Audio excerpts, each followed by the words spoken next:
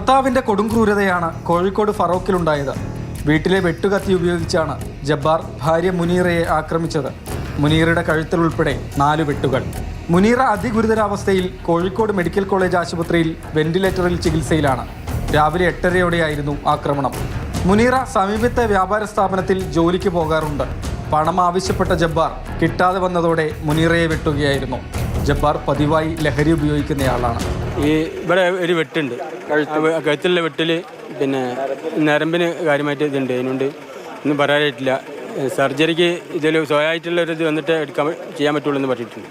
ഇയാൾ എന്തിനാണ് ഇത് ചെയ്തത്? ലഹരി തന്നെയാണ്. ലഹരി കുറേ കാലമായിട്ട് ഇപ്പോൾ ഞാൻ ഉപയോഗിക്കേണ്ടതായിട്ട് ഫറൂഖ് കോളേജ് കേന്ദ്രീകരിച്ച് ഇതിൻ്റെ സ്കൂളിൽ പിന്നെ വിദ്യാർത്ഥികൾക്കായിട്ടും വരായിട്ട് ഇപ്പോൾ അടുത്തിപ്പോൾ ഒരു 2 ആഴ്ച മുൻപേ ഒരു ഹോട്ടലിൽ വെച്ചിട്ട് കഞ്ചാവ് പിടിച്ച് ഭയങ്കര പ്രശ്നമൊക്കെ ഉണ്ടായിരുന്നു. ജബ്ബാറിനെ ഫറോക്ക് പോലീസ് പിടികൂടി. ജബ്ബാർ നേരത്തെയും മുനീറയെ ആക്രമിച്ചിട്ടുണ്ട്. കഴിഞ്ഞ വർഷം കൊണ്ടോട്ടി പോലീസ് കേസും എടുത്തിരുന്നു.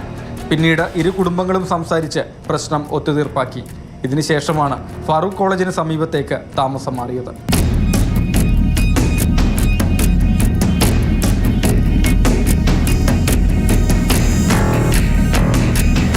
മാതൃഭൂമി ന്യൂസ്, കോഴിക്കോട്.